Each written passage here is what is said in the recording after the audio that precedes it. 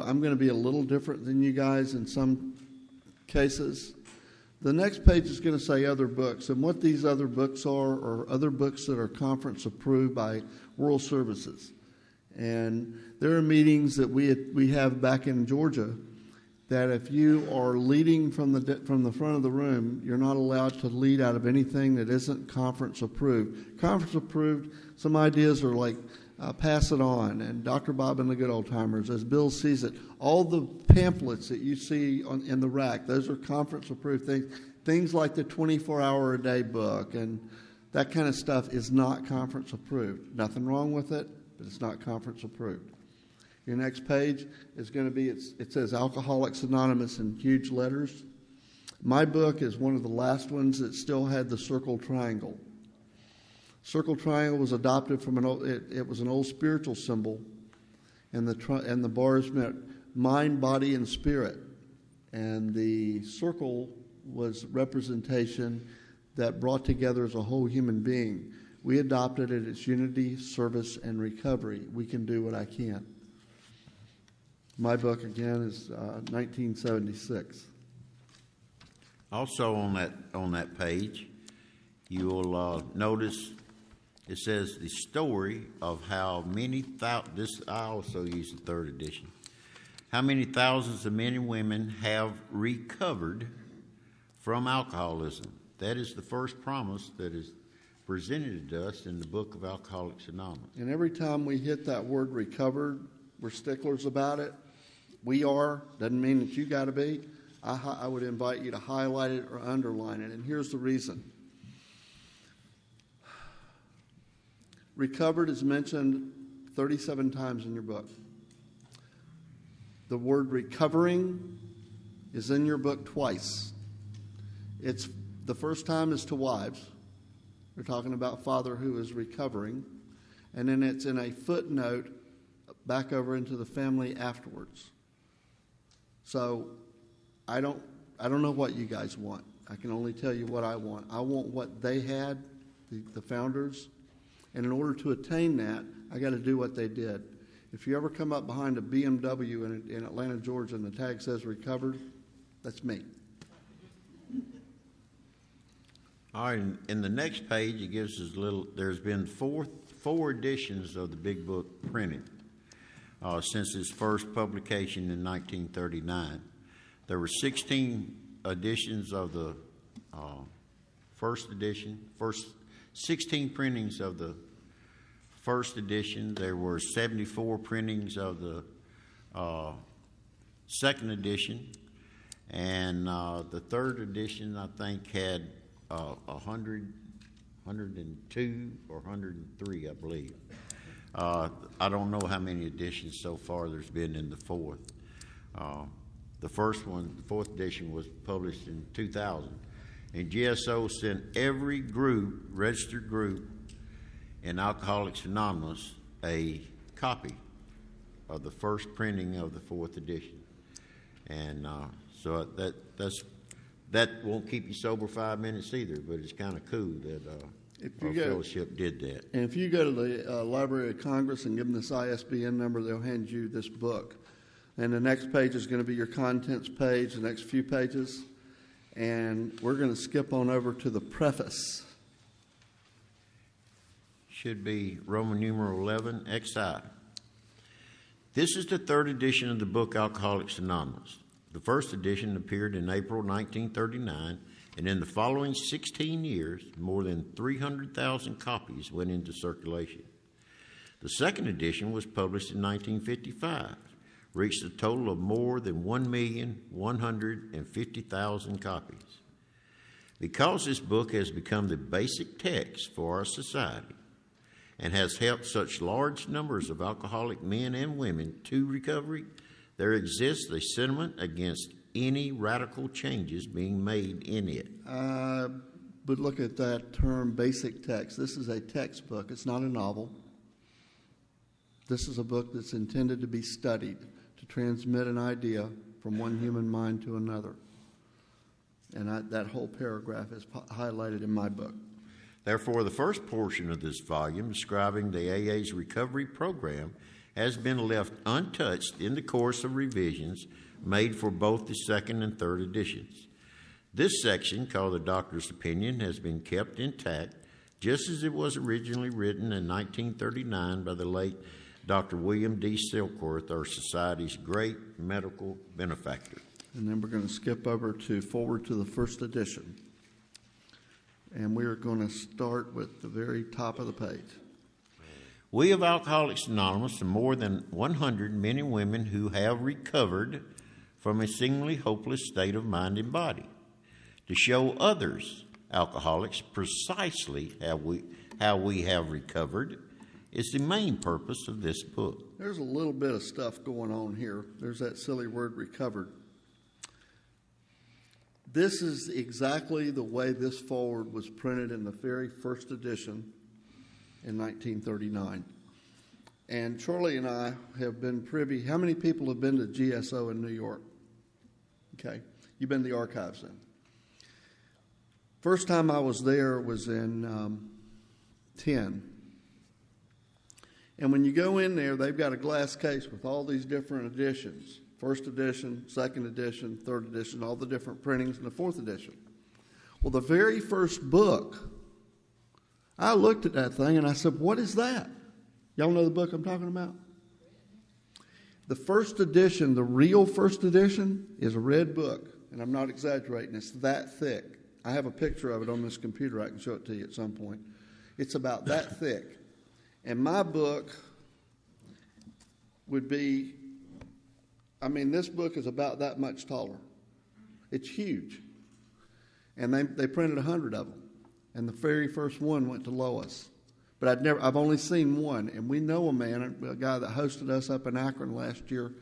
He won one at a raffle. He paid $50. It was for the restoration of Dr. Bob's house. And he won that book. It was signed by Bill, Bob, and Ebby. Can you imagine? Thing's worth $500,000. Easy. Anyway, it says, recovered from a seemingly hopeless state of mind and body to show other alcoholics precisely how we have recovered is the main purpose of this book.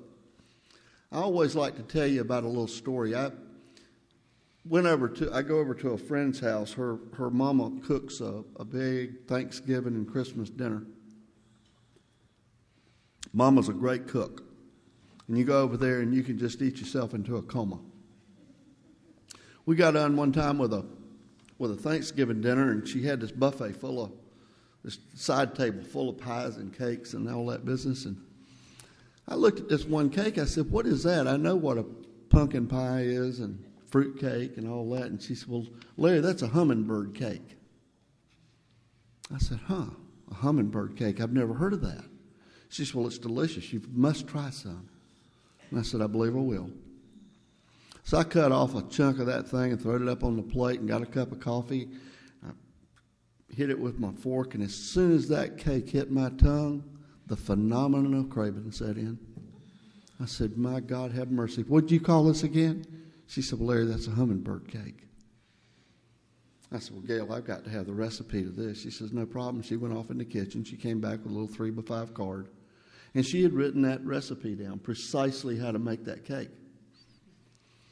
Well, about a month later, the obsession of the mind set in, about 4 o'clock on a Wednesday afternoon, and I had an 8 o'clock meeting I had to get to. And like this 7th chapter group, I needed to get there by 7 because I want to shake every hand. I want to drink half of that or a coffee and see my friends. Well, it's 4 o'clock, so I got 3 hours. I broke out that little 3x5 card, and it said,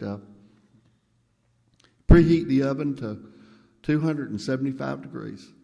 Well, I was in a hurry. I cranked it up to 375. And it was a recipe for a full cake. Well, it was just me, and I'm not going to share it with them dogs because they can't appreciate a hummingbird cake like I can.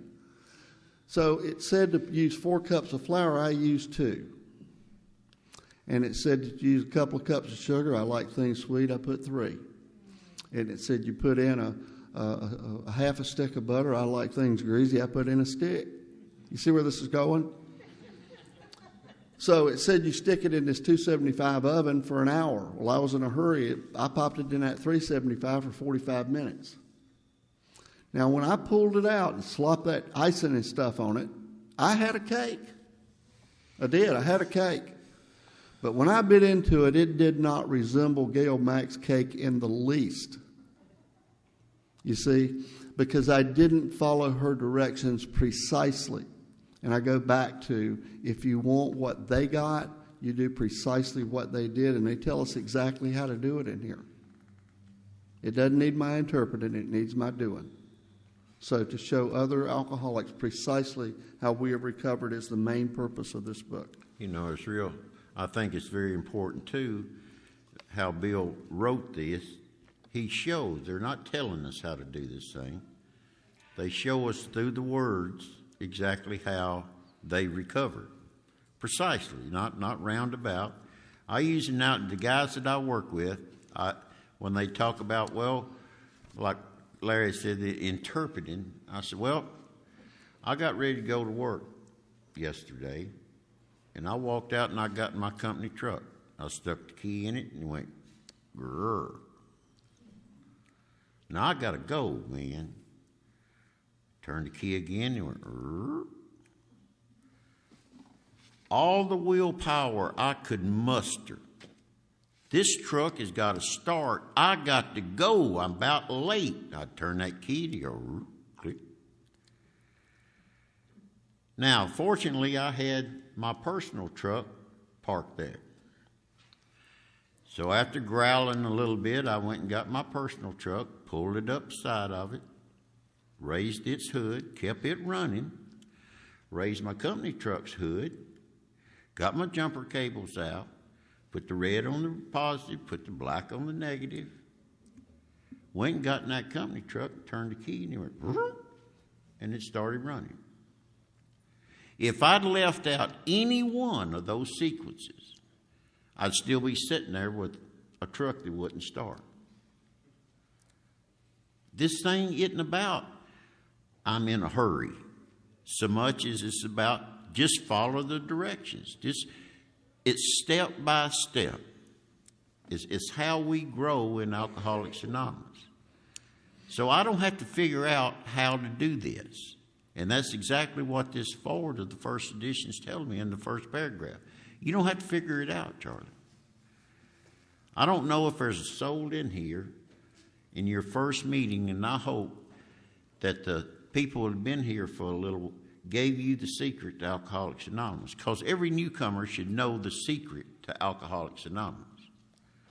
And if you've never heard it, let me share it with you. The secret to Alcoholics Anonymous is it can be done. Now, the only catch in the giddy-up is it ain't your idea. And that's where a bunch of us balk. If I follow these clear-cut directions, I will receive exactly what the first 100 did. If guaranteed, they are so convincing of that. And so they wrote a book to show me precisely how they did it. You know, Charlie's talking about new people. You don't have to have 25 years. You don't have to have a year. There's a little piece that Bill wrote. He said it's the first Christmas for AA in Depression year of 35. He said there were 3 old-timers. Now do the math. Do the math. It's the Depression year of 35, and there were 3 old-timers to mark this first Christmas. Bill's sobriety date was December the 11th of 34. So Bill's got a year. He's an old-timer. Hardly a dozen newcomers to share it with them. In Akron, Dr. Bob and Bill Dotson were going on their second 6 months, so they had about 7 months apiece. Bill's sobriety date was June the 10th of 35. It says 4 recruits had from 4 months to 2 months. In New York, Bill Wilson had 13 months since his last drink, 7 months since his historic trip to Akron. So when we're sitting here and we're thinking we're old-timers, if you've got, we heard a great speaker recently, Polly Pistol, and she said if you've got 15 days and there's somebody coming in the door that just dumped their beer in the bushes, you got 15 days experience to share with them. That's the fertilizer that keeps this thing going. Go ahead, Charlie. For them, we hope that these pages will prove so convincing that no further authentication will be necessary. We think this account of our experiences will help everyone to better understand the alcoholic. Experiences, not theories. Many do not comprehend that the alcoholic is a very sick person. And besides, we're sure that our way of living has its advantages for all. Not all alcoholics. As you read this book addresses the clergy. It addresses the legal fraternity. It addresses our family members. It addresses our friends. It addresses society, because it tells them what we as real alcoholics are afflicted with. We have a disease that Blue Cross and Blue Shield will pay for. It's not something that, but because we live under bridges and boxes, it doesn't mean that we have low moral character. It has nothing to do with weak willpower. It is important that we remain anonymous because we are too few at present to handle the overwhelming number of personal appeals which may result from this publication. Bill cracks me up. They hadn't even put the book out yet, and they're going to get overwhelmed with all these people wanting to know about the book. Being mostly business or professional folks, we cannot very well carry on our occupation in such an event. We would like it understood that our alcoholic work is an avocation. Free service work. When writing or speaking publicly about alcoholism, we urge each of our fellowship to omit his personal name, designating himself instead as a member of Alcoholics Anonymous. Guys, we're not anonymous amongst ourselves. It frustrated the heck out of me the first year or two. I'd go in and they'd say, "Hi, I want you to meet Bob J." Well, it's the middle of the night and I'm going to drink liquor and there ain't no Bob J in the phone book. We're anonymous out there. That's why I introduced myself. My name's Larry Scott. I'm an alcoholic. We're not anonymous amongst ourselves. We're anonymous at the level of radio, television, and films. With it? You get it? Make sense? Very earnestly, we ask the press also to observe this request, for otherwise we shall be greatly handicapped. This next sentence or two, see if it doesn't seem a little familiar when we talk about our preamble. We are not an organization in the conventional sense of the word. There are no fees or dues whatsoever. The only requirement for membership is an honest desire to stop drinking. And in the version of the traditions today, what does it say? The only requirement for membership is a desire. They dropped honest because if that was a requirement, our membership would have dwindled. I mean, really? I got to come in and quit drinking and be honest? Are you kidding me right now? We're not allied with any particular faith, sect, or denomination, nor do we oppose anyone. We simply wish to be helpful to those who are afflicted. We're going to skip over to the forward to the second, and we're going to go down to the third full paragraph. The spark that was to flare into the first AA group was struck at Akron, Ohio in June of 1935 during a talk between a New York stockbroker Bill and an Wilson, Akron physician. Dr. Bob. Now, 6 months earlier, the broker had been relieved of his drink obsession by a sudden spiritual experience. Following a meeting with an alcoholic friend, that's Ebby, who had been in contact with the Oxford groups of that day.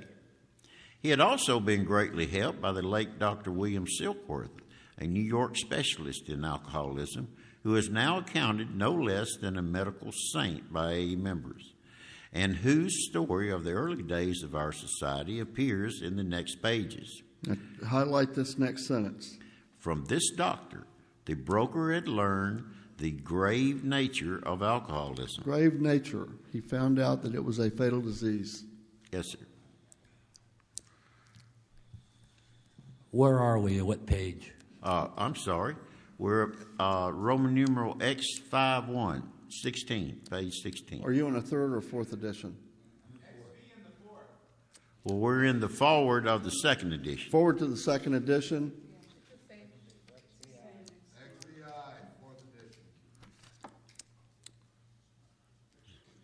You with us? Second edition. The forward to the second edition. Okay? You with us? Okay? From this doctor, the broker learned the grave nature of alcoholism. So Dr. Silkworth told him, he says, you're going to die. You've got a distended liver, and you're going to be taken care of by the undertaker, Bill. He learned about the grave nature of alcoholism. Though Bill could not accept all the tenets of the Oxford groups, Which was the first tenet, was complete deflation. Bill's theory was that we had beat ourselves up enough that we didn't need to be beat up by a group of other drunks. So the first tenet was complete deflation. he was convinced of the need for moral inventory, Step 4, confession of personal defects, 5, restitution of those harmed, 8, and 9, helpfulness to others, 12, and the necessity of belief in and dependence upon God. and which that would be steps 2, 6, 7, 11.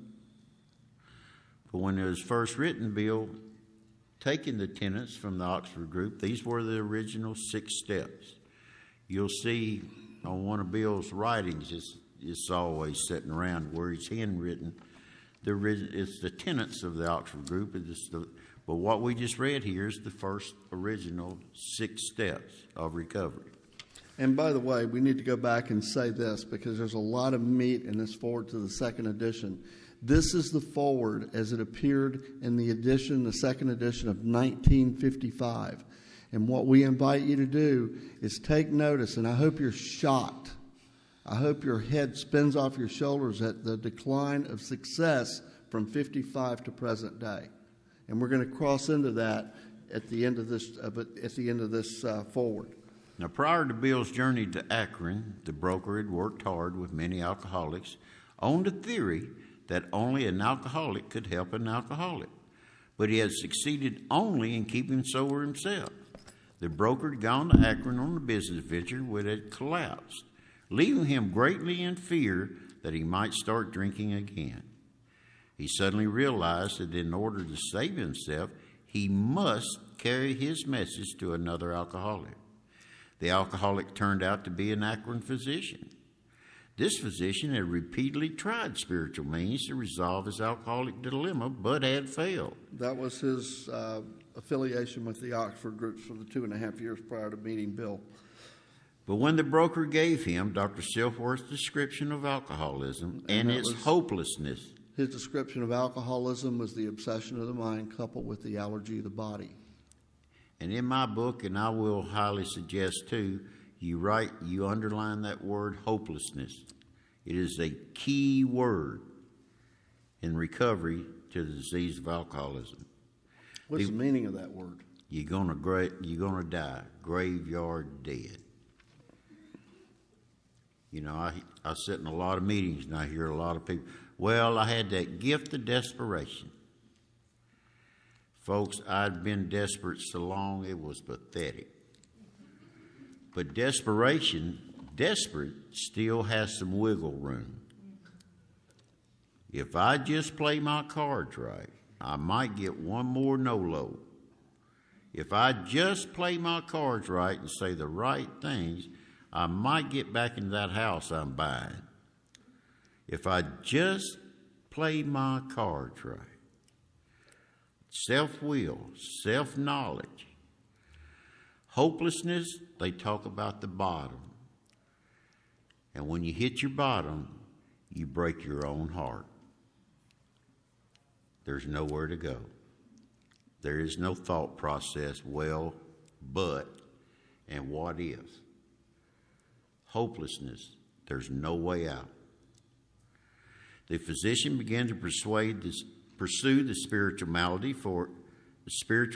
for his malady with a willingness he had never before been able to muster. Bill sobered, never to drink again, up to the moment of his death in 1950. We're talking about Dr. Bob there. Well, you know, that's a little misleading the way it's written, because that's not particularly true. Follow the time frame. Bill and Bob met on May the 12th. Bob's last drink was June the 10th. Here's what happened. Bob's not drinking, but he refused to take that ninth step to go out and make restitution because he was living under the illusion that nobody in Akron knew he had a drinking problem. Illusion is insanity, by the way. So there's this AMA conference coming up in Atlantic City, New Jersey. And Ann said, Bob, please don't go. He says, the hell with that. He said, I've been every year and this ain't going to be no different. I'm going. And Bill Wilson had stayed in Akron. He's staying at Bill and Bob's house. Well, Bob got on the train. He drank all the scotch they had on the train on the way up there.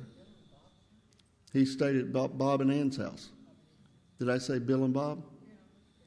I'm old.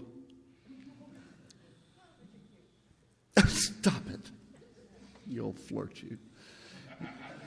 Anyway, he got on the train and drank all the scotch they had, and he got to Atlantic City, went to the hotel, he drank all the scotch they had in there, and he got back on the train to come home, and he drank all the scotch on the way back.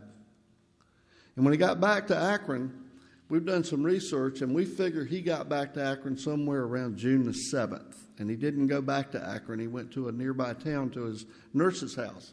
Keeping in mind, Dr. Bob is a proctologist. He's a surgeon. And the nurse called over to Ann and said, y'all need to come get him. He's got a real important surgery on the morning of June the 10th, and he's in bad shape. He's got the shakes and that. So Bill and Ann went and got him. And they brought him home, and they started feeding him tomatoes and sauerkraut. And they gave him an occasional shot to keep him from slipping into delirium tremens.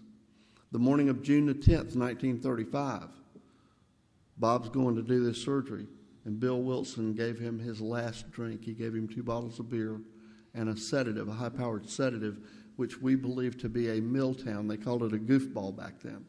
But they got him settled down. Now, I don't know about you, but I don't want nobody operating on my rectum that just come out of delirium tremens. And through the research that we've done, we found nobody so far that has that ended up with a deformed butt. But he went around town that day and made all of his amends and came home at midnight that night. And Bill and Ann were saying, well, you know, I gave him that beer this morning, and it set into motion the allergy of the body, and he's probably off on a run. But he came home about midnight, and he'd gone about Akron and made all of his amends and never drank again up to the time of his death. See, that was the lurking notion that affected Dr. Bob. When Bill showed him, he explained the 3. He told Bill about the problem. He explained to him there was a solution, and he explained to him the program of action. But when he got to the restitution part, Dr. Bob had said, oh, well, oh, no. I mean, I'm hanging on by my fingernails now. They come knock on my door any day and yank my license. I can't go around town telling people that I've been practicing medicine so stoned and drunk that I don't know where I come from. Dr. Bob wouldn't do that. He couldn't do that. He was so afraid that what the restitution would do. So he left that part out. And we went and got drunk. He come back.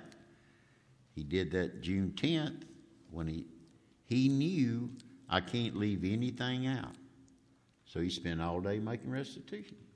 And he come back and he told Bill and Ann that night, I've got it and I'm on board. Let's go. Leave one part of this thing out. It's all just theory. It's a good idea, maybe, but it's not my idea. So we'll do it my way. And here's what happened to our co-founder when he did it his way. I think it's very appropriate that they put this in our book. This seemed to prove that one alcoholic could affect another as no non-alcoholic could. In other words, Ann couldn't love Bob sober. She couldn't shut him off sober. She couldn't hate him sober.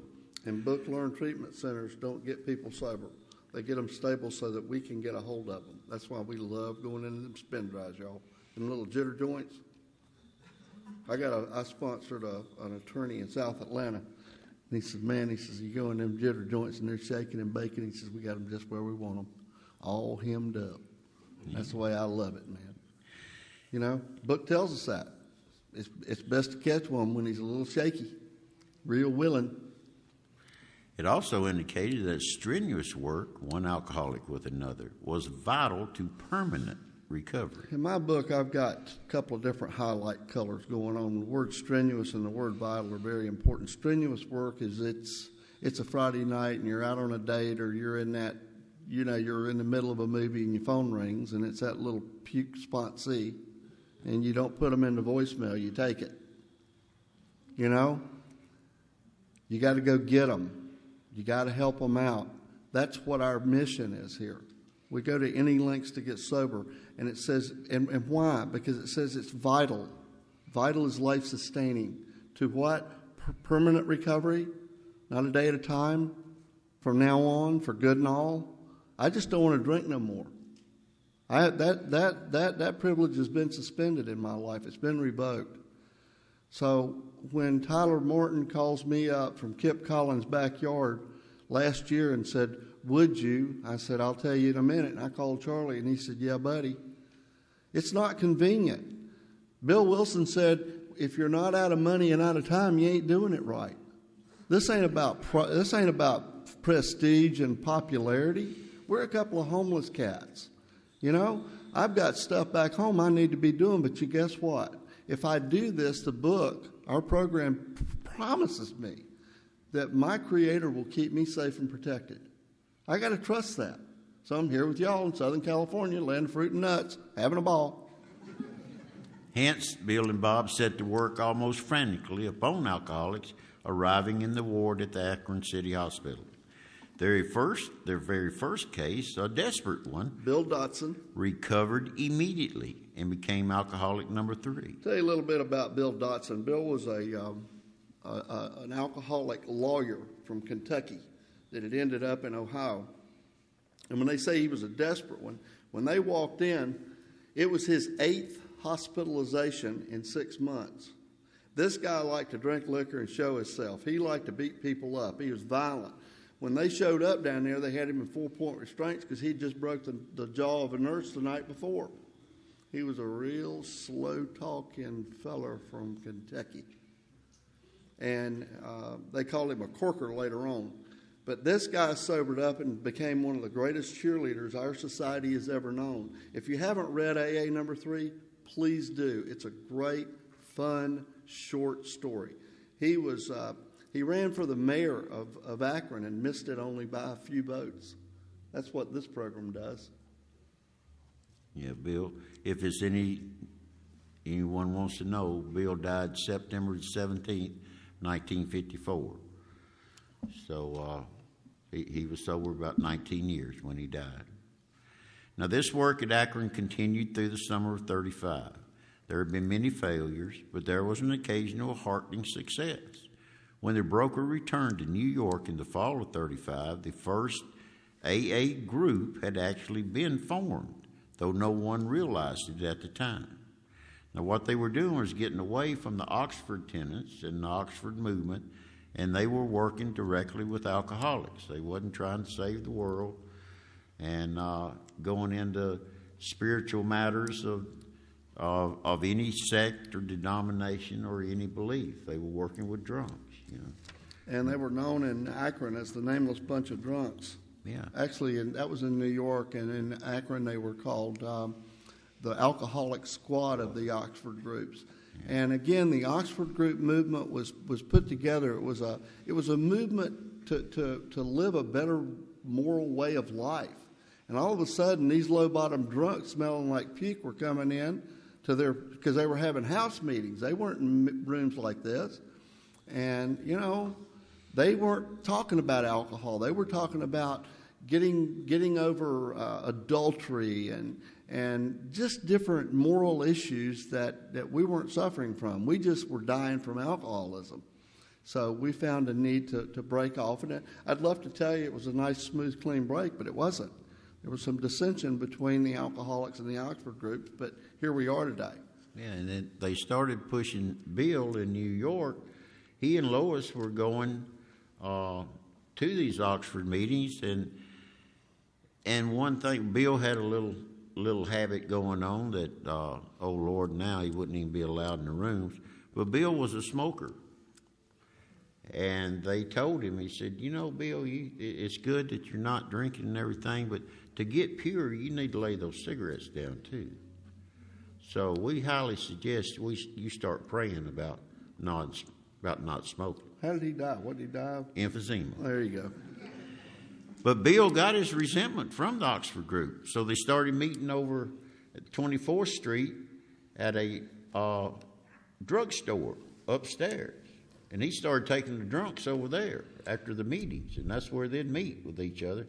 And they didn't care if he smoked or not back then. So Bill thought that was kind of an outside issue. And so that might have helped us, I don't know. A second small group promptly took shape in New York to be followed in 1937 with the start of the third group in Cleveland. Besides these, there were scattered alcoholics who had picked up the basic ideas in Akron or New York who were trying to form groups in other cities. Let me ask a question. Is anybody in a third edition book? Did he just skip a paragraph with you? Yeah, the reverse. Yeah. I've only seen a few books that do that, but it flip-flops in my book. It's like he just skipped a whole paragraph. By late 37, the number of members having substantial sobriety time behind them was sufficient to convince the membership that a new light had entered the dark world of the alcoholic. Once again, do the math. December 11th, 1934 is the oldest sober alcoholic. By late 37, the number of members having substantial sobriety was 6 months or so. You see what I'm saying here? I mean, the future of our fellowship, we went to a meeting with Tyler and Randy and Joanne Wednesday night, and I was blown away. I don't like discussion meetings because I hear about broken weed whackers and those kids that won't behave. Got nothing to do with drinking alcohol. I'd be damned if we didn't walk in this meeting, and it was nothing but solution from little cats that had 30 days and all the way up to multiple years. And I went, wow, I need to rethink my position on this. Substantial recovery. I mean, I got cats that are, they're sponsoring people at 30 days because they've done the work. They have a solution. So it's important that we look at that, and it says that to convince the membership, that's us, that a new light had entered the dark world of the alcoholic. They're no longer giving us lobotomies and shock treatments and locking us away. We have a way out on which we can absolutely agree. It was now time the struggling groups thought to place their message and unique experience before the world. This determination bore fruit in the spring of 1939 by the publication of this volume. All right, when they came up with these ideas, I told you earlier when we opened tonight that they had 3 ideas that they were going to do at that very first group conscience. Don't y'all love group conscience meetings? I don't know about in California, but in Atlanta, they can turn damn near to a fist fight. But this is the first group conscience meeting, and they were going to open these hospitals and treat alcoholics. Now, Bill and Bob's houses were both in foreclosure. Nobody had any money, and they were going to hire a team of missionaries to go out and counsel these alcoholics, and that was going to be Bill's job. Bob was going to run the hospitals. And they needed to print this book because, you see, without this book, I can get up and go over here to Miss Charlotte and I can say, Charlotte, the bird is in the bush. And she'll lean over here to this lady with the cap on and she'll say, the bird is in the bush. She whispers and it goes all the way around. And by the time it gets back to my buddy Sam up here, it's got something to do with sheep, dogs, and snorkels. You see where I'm going with this? It's kind of like that old game Telegraph. It's not a pure message. That's why we're gathered in this room in the belly of a church as a sprinkling of us talking about the pure message. And so they came up with this idea for a jacket and a name for the book. And in this group conscience, there was an old wet brain. Guy died of a wet brain. He was a writer for the New Yorker magazine. He's over there in the corner rocking, and he's going, Anonymous Alcoholics, Anonymous Alcoholics. Somebody said, what is he saying? He said, Alcoholics Anonymous. And they wanted to call us the Way Out, the James Gang, the Bill W. movement. And there was all these names were taken. Of course, Bill W. movement, really, Bill.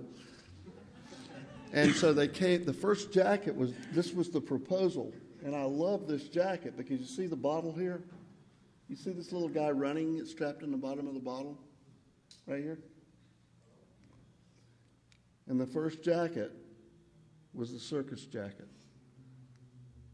And it said, the guy said, what did he say? He said, Alcoholics Anonymous, period. Tell them about the colors of this jacket, Charlie. That only went on 3 editions of the first edition. The time frame's 1939. There's something looming over in Europe. There's some dissension, and there's some stuff going on that it ain't really, it's going to change the face of the world. And they had a political party over there, and they had a leader over there that kind of thought that he was going to be the savior of the world. And his movement was called Nazism. And their colors were red, yellow, and black.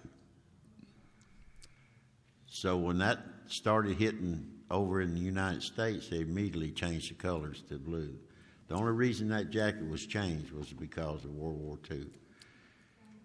So just another little bit of history if you just want to know a little. This is before they came up with the name. This was the Nameless Bunch of Drunks. And if you'll notice this cat right here, that's Dr. Bob Smith. Bunch of Zorro masks. I love that. I wish y'all were all wearing masks. It'd be a photo op. Okay, the membership had then reached about 100 men and women. The fledgling society, which had been nameless, now began to be called Alcoholics Anonymous from the title of its own book. The flying blind period ended, and AA entered the new phase of its pioneering time. With the appearance of the new book, a great deal began to happen. Dr. Henry Emerson Fosdick, the noted clergyman, reviewed it with approval. Harry Emerson Fosdick, if you ever go to GSO, and you ladies have, sits next door to Riverside Church. Riverside Church is like, I don't know what they got here in Atlanta. We got North Point Church. And you can go to different venues around the city, and they have closed circuit where this church is huge. And you can go to these different venues, and they pipe it in on a screen like this. But that was this guy. He was a noted clergyman, and they gave him the book, not alcoholic, and said, tell us what you think. And he reviewed it with approval, as did many other people in different walks of life, the medical fraternity, the legal fraternity, different areas of our society approved it. In the fall of 1939, Fulton Ursler, the editor of Liberty, printed a piece in his magazine called Alcoholics and God. And this is a copy of that, and there it is right there at the bottom of the page.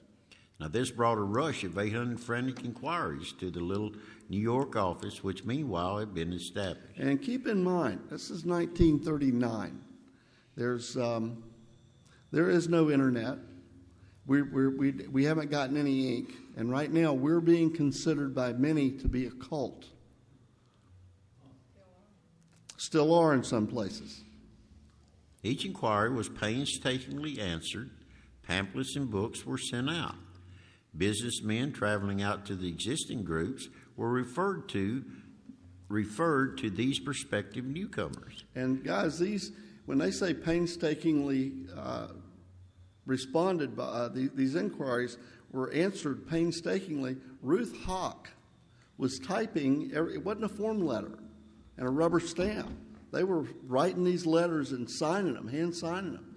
That was a big deal. Today, if you get a hand-signed letter, much less like a form letter, really, you're knocking it out of the park.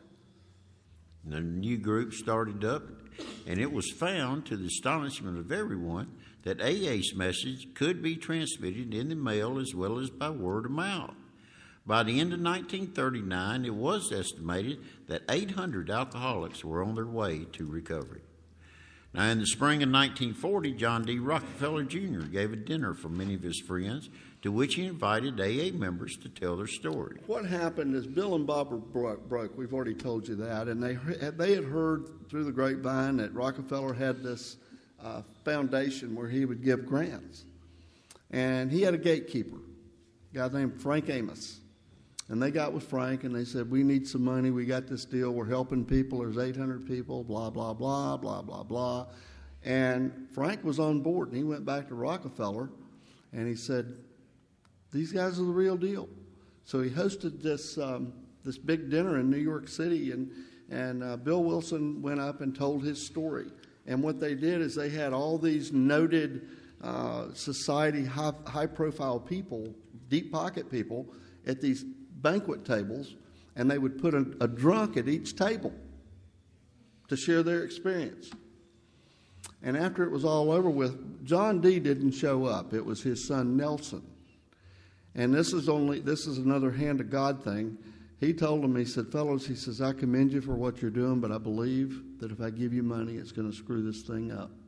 And he gave them a $5,000 stipend, which was a good bit of money in that day and age, to keep their houses out of foreclosure and to get them through until this book could begin to be self-supporting. Now, news of this got onto the world wires. Inquiries poured in again, and many people went to the bookstores to get the book, Alcoholics Anonymous. Any time that Rockefeller went to the bathroom, it made the world wires. Now, by March of 1941, the membership had shot up to 2,000 drunks. Then, Jack Alexander wrote a feature article in the Saturday Evening Post and placed such a compelling picture of AA before the general public that alcoholics in need of help really deluged us. Jack Alexander was kind of like the Mike Wallace of 60 Minutes.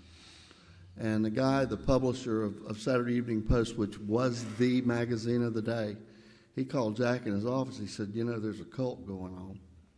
And I need you to go down to New York and Akron and Cleveland and check these cats out and bust them out. We'll do a bust out in Saturday Evening Post. Well, Jack came down to Akron and he met Bill and he met Bob and he met Ann and he met Bill Dotson. He met all these people and they took him into their homes and they fed him and he attended their meetings and he heard the openness and the honesty and he saw the flow of spiritual concepts within our society.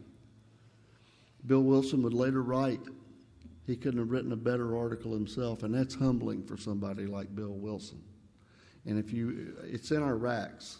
This article is in the racks. If you haven't read it, do so.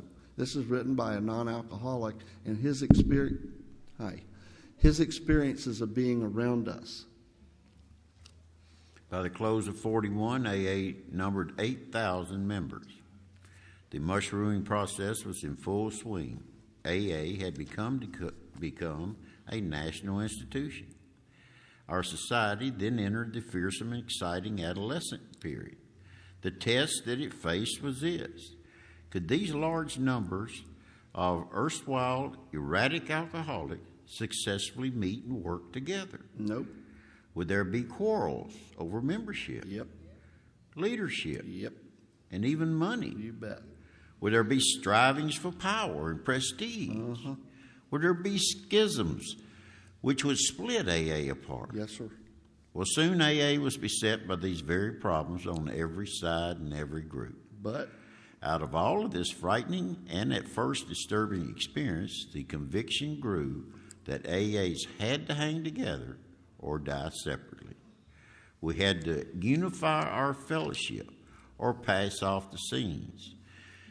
They're talking about in 1941, so our growing pain, they talk about the adolescent years. So this is about 1942, 43, 44. Bill is writing letters and sending them out all over the country because he is the great writer of Alcoholics Anonymous. and pissing people off. And what we're getting ready to read is the introduction Bill wrote about the traditions that holds us together. So this next paragraph is the early outlines of the 12 traditions of Alcoholics Anonymous. But keep in mind, it's an outline. As we discover the principles by which the individual alcoholic could live, so we had to involve principles by which the AA groups and AA as a whole could survive and function effectively. Let me, I apologize, I didn't flash this up. You can still get these. This is a copy of the Saturday Evening Post article, and as you can see, there it is. Those are like $10,000 today, but they're out there. And principles, they're rules of action or conduct. These are our traditions. It was thought that no alcoholic man or woman could be excluded from our society. This is, like he said, an early draft of what we now know as our 12 traditions. That our leaders might serve but never govern. That each group was to be autonomous, and there was to be no professionalism, no professional class of therapy. There was to be no fees or dues. Our expenses were to be met by our own voluntary contributions. There was to be the least possible organization, even in our service centers. Our public relations were to be based upon attraction rather than promotion. It was decided that all members ought to be anonymous at the level of press, radio, TV, and film. You notice that in our version of the 12 traditions today, TV isn't there. Because when they approved it in 1950, they thought TV was a passing fad. It would never make it. So they dropped TV. Boy, they never saw the Super Bowl, did they? But in Al-Anon, they did keep it. Al-Anon was formed in 1953, and TV was well on its way. So in their tradition, TV is listed. And in no circumstances should we give endorsements, make alliances, or enter public controversy. When those planes hit the towers in New York, the press went over to GSO and says, "Does AA have an opinion?" He said, "No, we don't." They went downstairs and they found a drunk on the sidewalk, and he had an opinion. Hello. But before the smoke cleared, there was a 9/11 AA group at the base of those towers having meetings 24 hours a day. When you go to GSO, you'll see there's an iron worker that cut out of the web of a beam that pieces that fell, and it says the 9/11 group. I'm going to pull up some pictures here and show you some pictures as we wrap this up. And go ahead, Charlie. Okay. This was the substance of AA's 12 traditions, which are stated in full on page 564 of this book, if you have a third tradition. Although none of these principles had the force or rules or laws, they have become so widely accepted by 1950 that they were confirmed by our first international conference held in Cleveland. Now today, the remarkable unity of AA is one of the greatest assets that our society has. While in the internal difficulties of our adolescent period were being ironed out, public acceptance of AA grew by leaps and bounds. For this, there were two principal reasons. Listen up. The large numbers of recoveries and reunited homes. These made our impressions everywhere. Of alcoholics that came to AA and really tried, 50% got sober at once and remained that way. Now 25% sobered up after some relapses, and among the remainder, those who stayed on with AA showed improvement. Other thousands came to a few AA meetings and at first decided they didn't want the program. But great numbers of these, about 2 out of 3, began to return as time passed. In my book, that paragraph looks like Walt Disney puked in it. It's highlighted, it's underlined, and there's a lot of meat here. It says, it grew by leaps and bounds because you're coming out of a war era. Guys are coming home from Europe, and they're finding help here for their disease. Homes are coming back together. The word divorce was not even uttered in public. You stayed together no matter what. Cats are getting sober, they're living, they're having successful lives, they're being productive in society. And all of a sudden, it says those who came to AA, 1 out of 2 got sober at once and stayed that way, but they came and they really tried. And then if you read the book, AA Comes of Age, they do the math for you. In 1955, there was a 75% success rate. What's wrong with that picture? They've been announcing the Big Book Unlocked workshop for months. And I'm not talking about the popularity of Charlie and I. There's so many people dying in the streets that don't have this information. 75% success rate for those that came and really wanted it. I don't know what the success rate today is, but it's way, way off of 75%. We're going to take a break, but before we do that, I want to show you something. This book right here, that one, that's the first edition. First printing. First printing. There's a better picture of it. There's another picture of it. There's all the seconds, and there's all the thirds. It's seconds. And this is the printing plate for the jacket. There's the force. But there's something I want to show you. That's Ebby. This was all taken in GSO. That's Clarence Snyder, the guy that headed up the Cleveland group. That's Jim Burwell. That's the piece of steel that Charlie alluded to that was in room 231 for 9/11. Ground Zero group. Oh, they had a meeting when the towers were still up. They had a meeting there. This was for the people that were there, the rescue workers. They could go across the street and have their meeting. And there was one more I wanted to show you if I can find it. This is actually pictures Charlie took of the construction of the new towers that they're putting up. That was taken on Veterans Day. Yeah, taken on Veterans Day of last year. And I'm sitting there thinking, November 11th. That's the day of Bill W.'s last debauch. This is the desk and Wits End where Bill wrote the 12 and 12. This is his desk. Ruth Hawk's desk was over here on that side a little ways. It's a one-room little building. It's a block building that he took credit for putting up, but if you'll notice, the mortar work is kind of shabby. This is actually Stepping Stones. That's their home up in Bedford Hills. And we thought this was kind of cute because this is the pole out front. Look at the address, 62. Don't take yourself so damn serious.